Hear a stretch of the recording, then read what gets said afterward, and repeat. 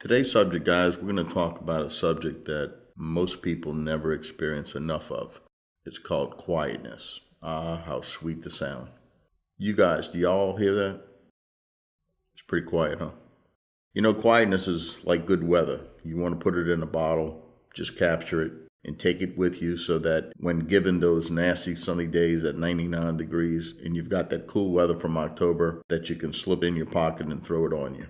Well, that's kind of how quietness is, especially when we have a long day.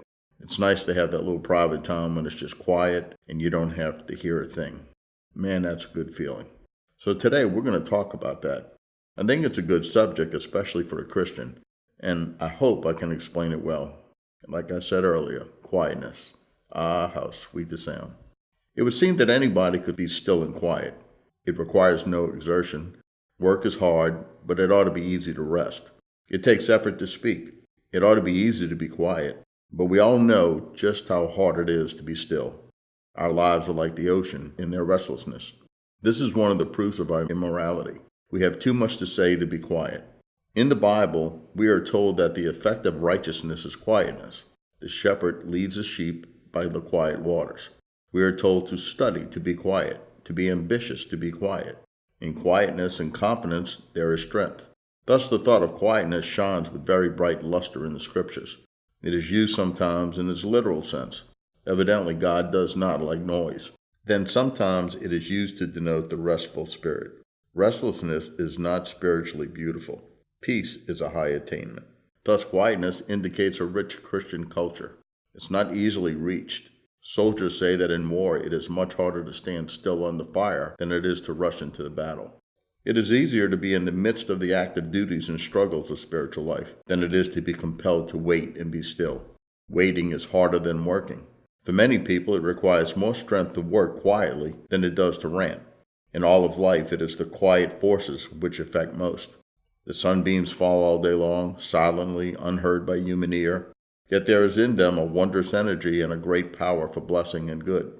Gravitation is a silent force, with no rattle of machinery, no noises of engines, no clanking of chains, and yet it holds all the stars in the worlds in their orbits and swings them through space with unvarying precision. The dew falls silently at night when we sleep, and yet it touches every plant and leaf and flower with new life and beauty. The power that is blessing the world these days comes from the purity, sweetness, and self-denial of gentle mother love, from the voiceless influence of example in faithful fathers, from the patience and unselfishness of devoted sisters, from the tender beauty of innocent child life in homes, and above all from the silent cross and the divine spirit's breathing of gentle stillness. The agencies that are doing the most to bless the world are the noiseless ones. Spiritual power seems to hide itself in silent ministries, and then to shun those that advertise themselves.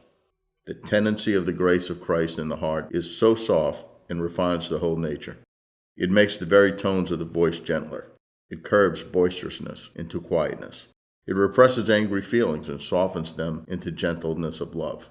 It restrains and subdues resentment, teaching us to return kindness for unkindness, gentleness for rudeness, blessing for cursing, and prayer for despiteful usage. After all, love is patient. Love is kind. It does not envy. It does not boast. It is not proud. It is not rude. It is not self-seeking. It is not easily angered. It keeps no record of wrongs. Love always protects, always trusts, always hopes, and always perseveres. Just like 1 Corinthians 13:4 says. The love of Christ in the heart makes one like Christ himself, and he is quiet. He was never flustered. He never fumed nor fretted or even worried. He never spoke hastily on the street. There was calmness in his soul, which showed itself in every word he spoke, in every look in his eyes, in his entire being. It is well that we learn the lesson of quietness. It is a secret of power.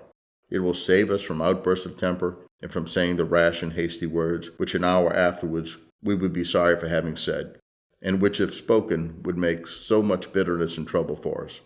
It will enable us to be cheerful and patient amongst the cares of this life.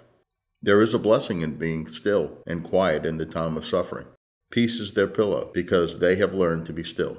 Their quietness robs trial of its sharpness, sorrow of its bitterness, death of its sting, and the grave of its victory.